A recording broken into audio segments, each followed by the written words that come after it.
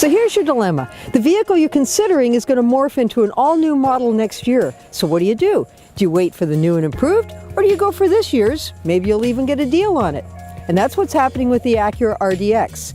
It's the smaller of Acura's two SUVs alongside the MDX, and it's being replaced for 2019. So if you want one and you want a 2018, you better start shopping now.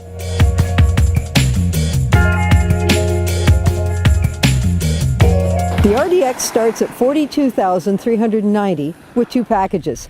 There's the Tech, which is an extra $3,000, and then my Tester, the top line Elite, adds another $2,000 on top of that. All models use a 3.5-liter V6 that makes 279 horsepower and 252 foot-pounds of torque. The upcoming 2019 will use a turbocharged 2-liter, and while the figures aren't out yet, it's expected to have 40% more torque. The current 6-speed automatic will upgrade to a 10-speed. Now, quite frankly, auto writers are always supposed to be impressed with more power, but I really like the V6 in this model. It's a good fit for an SUV this size, it's smooth and linear, and turbos can sometimes be a bit harsh. It also has variable cylinder management. It shuts off some of the cylinders while you're cruising along for better fuel efficiency.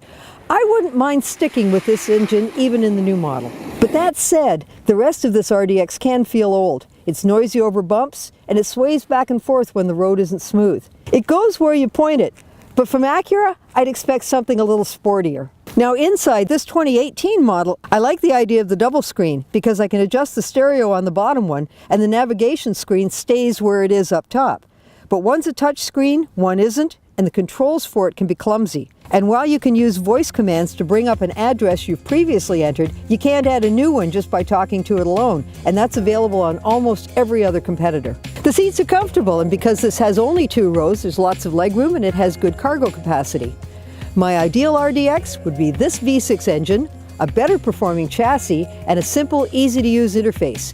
Since that's not in the plans as I would like it, then look at the pricing, look at the features, and then decide when to make your move. For Driving.ca, I'm Jill McIntosh.